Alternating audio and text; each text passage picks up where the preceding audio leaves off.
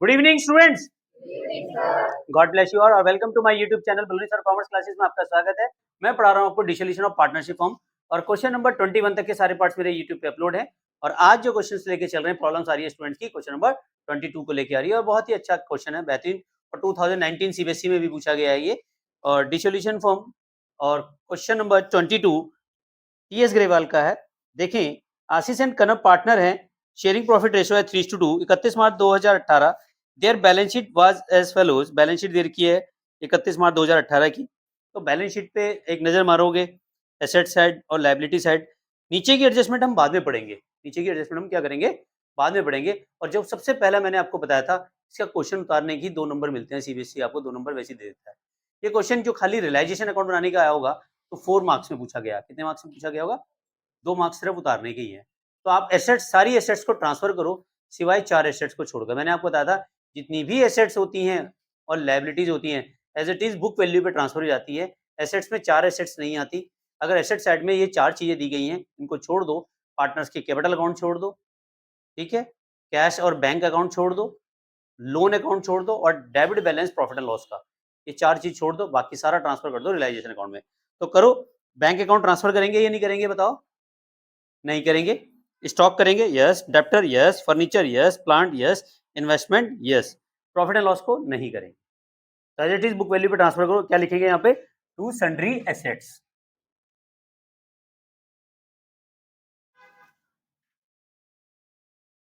बताओ सबसे पहले क्या क्या है क्वेश्चन में। क्वेश्चन में है सबसे पहले स्टॉक। स्टॉक की अमाउंट बताओ कितना है? 24,000। आगे डेप्टर्स कितना है? 19,000। नेक्स्ट, फर्नीचर कितने का है? 40,000। नेक्स्ट, प्लांट कितने का है? 2,10,000। नेक्स्ट, इन्वेस्टमेंट कितने का है? 32,000। क्या मैं मान लो यहाँ तक समझ में आ गया? क्लियर है? अब सारी लायबिलिटी ट्रांसफर करते हैं सिवाय इन लायबिलिटीज को हम ट्रांसफर नहीं करते। कौन कौन से हैं? Partners capital account, reserve and surplus, जो भी आपका पार्टनर्स का रिजर्व, प्रॉफिट एंड लॉस का क्रेडिट बैलेंस है वो ट्रांसफर नहीं करेंगे। और पार्टनर के लोन अकाउंट ट्रांसफर नहीं किए जाते हैं। तो 4 आइटम इसमें भी आती हैं, पार्टनर्स का कैपिटल अकाउंट, पार्टनर्स के करंट अकाउंट, पार्टनर के लोन अकाउंट और उनके रिजर्व्स, ये ट्रांसफर नहीं करते। बाकी सब चीज एज इट इज हम बुक वैल्यू पे ट्रांसफर कर देते हैं। समझ में आया? तो क्या क्या ट्रांसफर करेंगे? Trade creditor, yes. Employees provident fund transfer करेंगे नहीं करेंगे बराबर बताओ? ईपीएफ, हाँ या ना बोलो। हाँ ऐसे करते नहीं, ऑनलाइन व्यूअर को थोड़ा ना पता है तुम क्या गर्दन घुमा रहे हो। एम्प्लॉइज प्रोविडेंट फंड बेटा समझ लो, कंफ्यूजन क्रिएट ना हो। अगर ट्रांसफर कुछ लोग कहते हैं कि करेंगे, कुछ लोग कहते हैं नहीं करेंगे। एम्प्लॉइज प्रोविडेंट फंड हमारे यहाँ जो कर्मचारी काम कर रहे हैं, छोटू मोटू लोटू जो भी है, वो हमारे यहाँ काम कर रहे हैं। बेचारों ने बड़े मुश्किल से अपनी तनख्वाह पेट काट काट के कुछ प्रोविडेंट फंड का जमा किया। तो हमारा प्रॉफिट नहीं है, वो उनका उनका पैसा है। वो हमारे लिए क्या है? लायबिलिटी है। या जब हम फर्म बंद कर रहे हैं तो उनका प्रोविडेंट फंड उनको दें। प्रोविडेंट फंड हमारे क्या होता है? एम्प्लॉइज के होते हैं। और एम्प्लॉइज का प्रोविडेंट फंड हमें देना होता है, वो हमारी क्या होती है? लायबिलिटी होती है। अगर रिजर्व फंड है वो हमारा हक है, उस पर हमारा हक है, ठीक है। तो ईपीएफ ट्रांसफर करेंगे। तो यहाँ पे ट्रांसफर सबसे पहले क्या होगा? सबसे ऊपर क्या दिया हुआ है देखो? क्रेडिटर्स, बिल्कुल करेंगे। ट्रेड क्रेडिटर्स कितने के हैं फटाफट बताओ? 42,000। नेक्स्ट, एम्प्लॉइज प्रोविडेंट फंड कितने का है? 60,000। नेक्स्ट,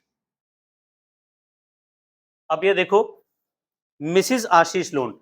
आशीष का लोन होता, क्योंकि आशीष पार्टनर है तो आशीष का लोन ट्रांसफर नहीं होगा, लेकिन उसकी वाइफ का लोन हम थर्ड पार्टी मानेंगे।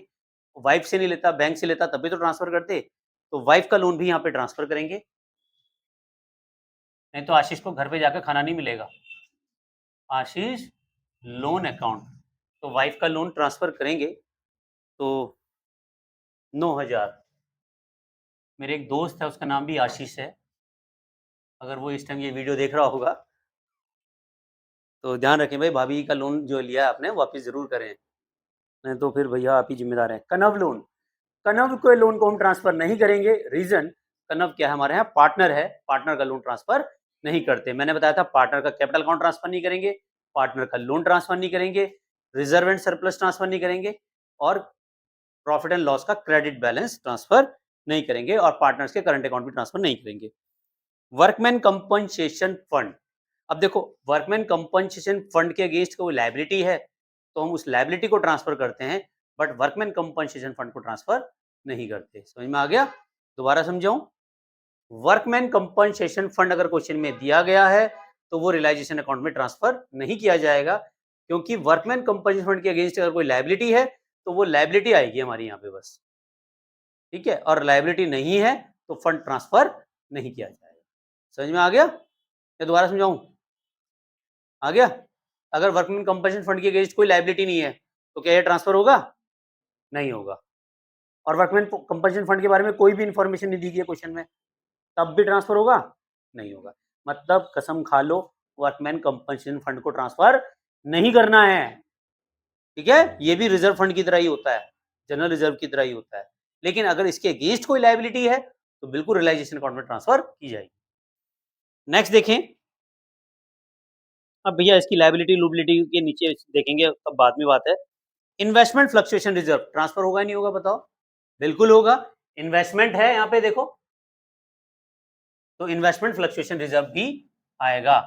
IFR कितने का है बताओ? 4000 का है। बेसिकली क्या होता है, इन्वेस्टमेंट फ्लक्चुएशन रिजर्व हम कब बनाते हैं, अगर हमने कोई इन्वेस्टमेंट ले रखे हैं तो इन्वेस्टमेंट की वैल्यू क्या होती है, रोज फ्लक्चुएट होती है। जैसे शेयर मार्केट देखा होगा, शेयर मार्केट में शेयर्स के प्राइस रोज बढ़ते घटते रहते हैं, तो अगर बढ़ रहे हैं तो भैया स्माइली आती रहेगी चेहरे पे, बढ़िया है। लेकिन अगर लॉस हो रहा है तो हमने एक रिजर्व बना रखा है उस लॉस को, ताकि इन्वेस्टमेंट की वैल्यू ना गिरे, उस रिजर्व से हम उसको वसूल कर सकें।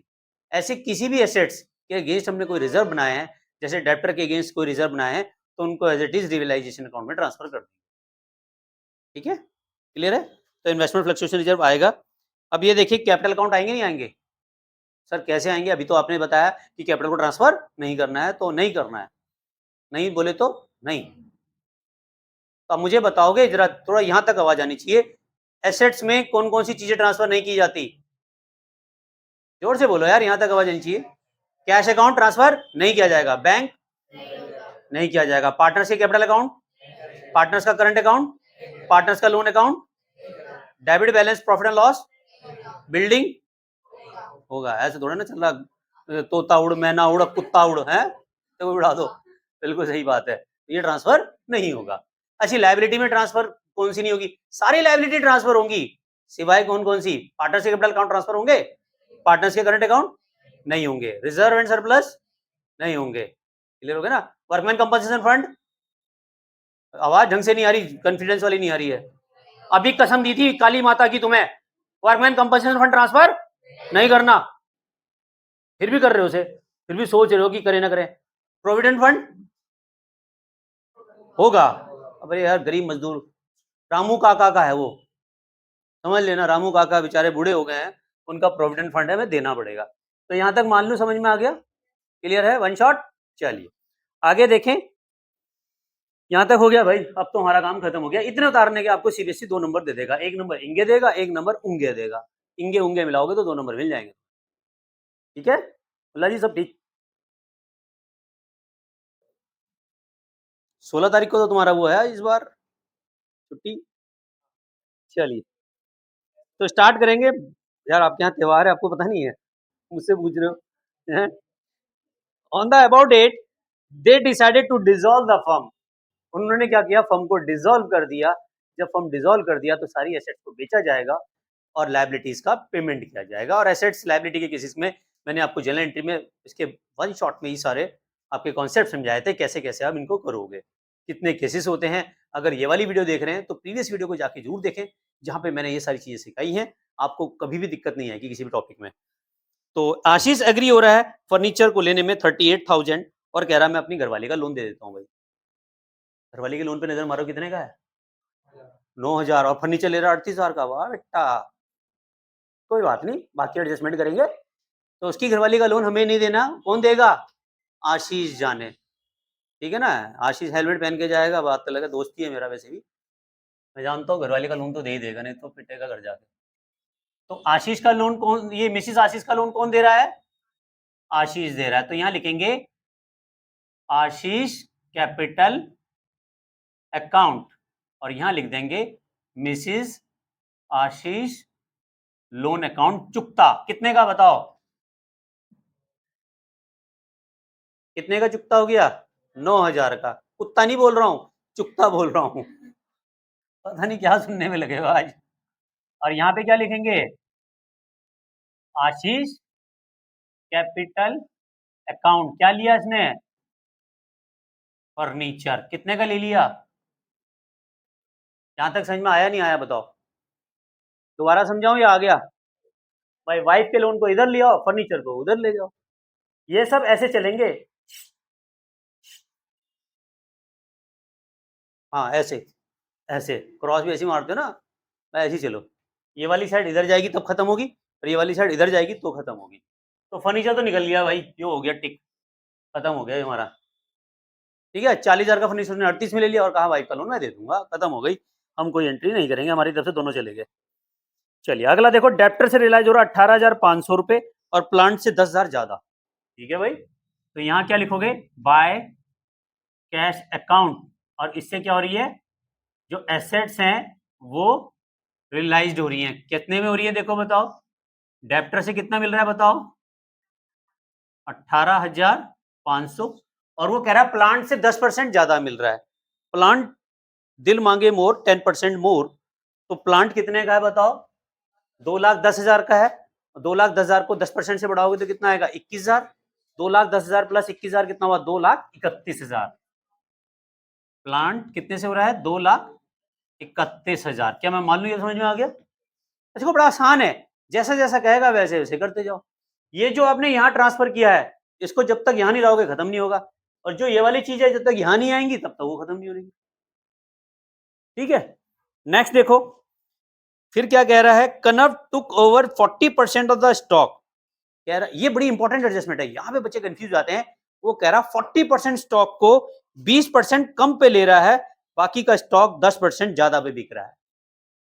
कोई बात नहीं, ये देखो यहाँ पे स्टॉक की वैल्यू देखो, स्टॉक की कैलकुलेशन देखो, स्टॉक कितने का है बताओ, 24,000 का है, और जो कनव है वो 24,000 का 40% स्टॉक कितना हुआ, 24,000 का 40%, फटाफट कैलकुलेट कर लो बेटा, 9,600 रुपए बैठता है। इसको कितने कम पे ले रहा है, 20% लेस, 20% लेस पे ले रहा है ना। 9,600 का 20% निकालो, 1920, 1920। अब कितने पे ले रहा है बताओ, घटाओ,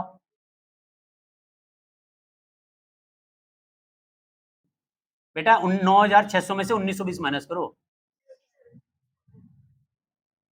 77, 80, यही आ रहा है। क्या करने पे लगी हुई, फटाफट करना। सही कर दिया, चेक कर लो बेटा, एक क्रॉस चेक कर लो।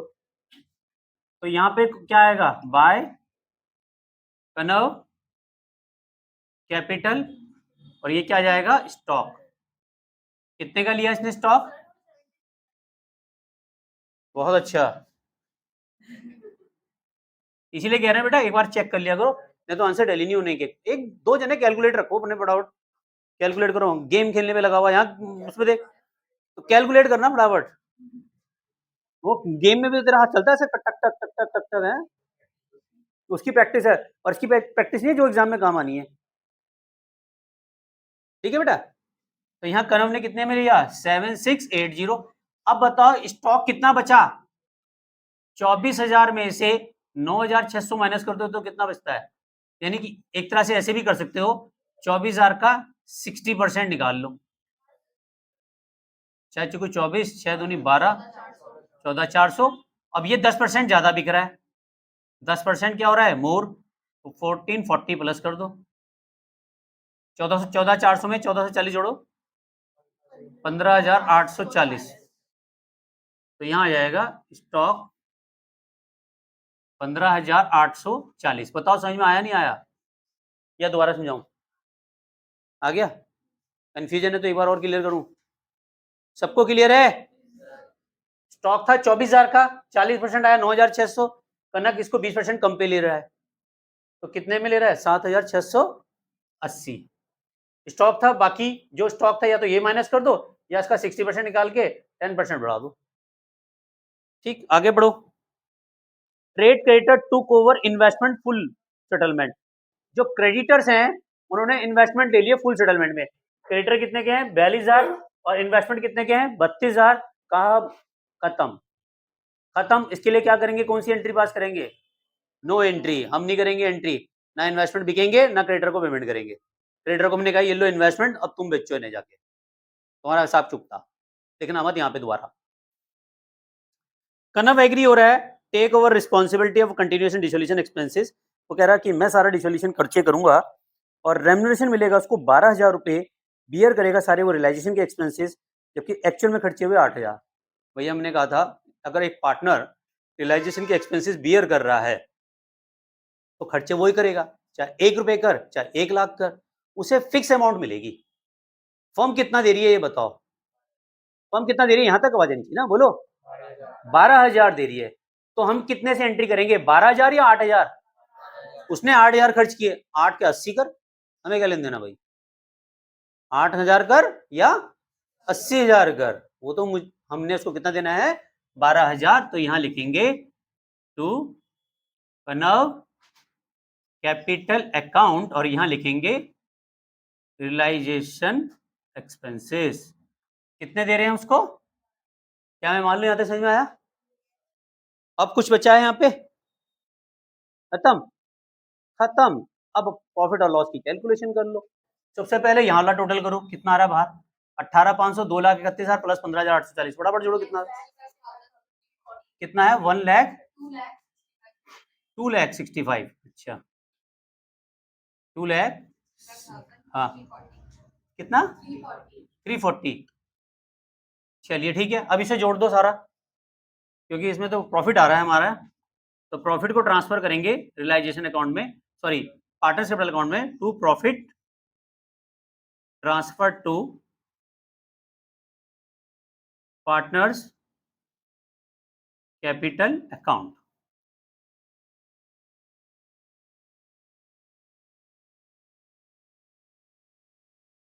मैं जोड़ू 4,26,020।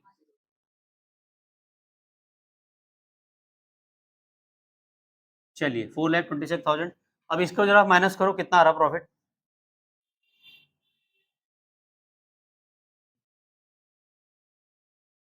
और कौन कौन है इसमें पार्टनर? आशीष और कनव।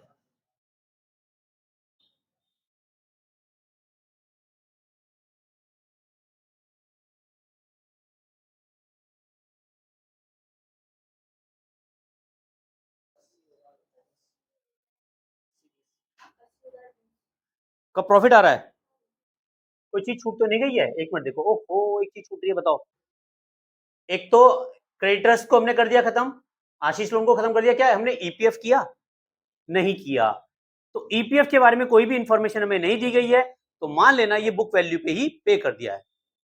ठीक है, तो यहां पे लिख देते हैं टू कैश अकाउंट ब्रैकेट में ईपीएफ। इसके लिए मैंने जानबूझ की जगह बनाई थी, इसीलिए ताकि तुम्हें ये चीजें पता होनी चाहिए कि गलतियां कहां हो रही है। ठीक है, तो एग्जाम में ध्यान रखना है आपको, अगर किसी के बारे में क्वेश्चन में कोई भी इंफॉर्मेशन नहीं दी गई है तो as it is book value पे उसे पे कर दो। तो अब तो सही आ रहा होगा, 20,020 रुपए आ गया। तो इस 20,020 को बांट डालो।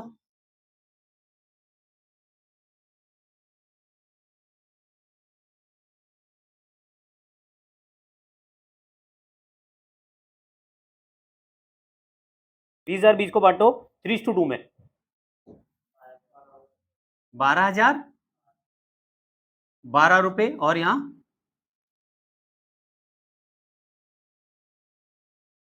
8,000 8 रुपए। ठीक है, क्लियर है? ऑनलाइन भी इसका स्क्रीनशॉट जरूर ले लीजिए और हमें केवल रियलाइजेशन अकाउंट ही बनाना था और इसको अकाउंट बनाने के हमें 4 नंबर पूरे के पूरे मिलेंगे। और चैनल को सब्सक्राइब जरूर कीजिए। फर्स्ट टाइम अगर वीडियो को अच्छी लगी तो वीडियो को लाइक भी कीजिए और दोस्तों के साथ शेयर करोगे तो बहुत अच्छी बात है। और thank you very much. Channel को लाइक सब्सक्राइब करने के लिए आप मुझे इंस्टाग्राम पे भी फॉलो कर सकते हैं, बलोनी सर के नाम से यूँ। मिलते हैं नेक्स्ट वीडियो में, तब तक के लिए love you all, Vande Mataram, जय भारत।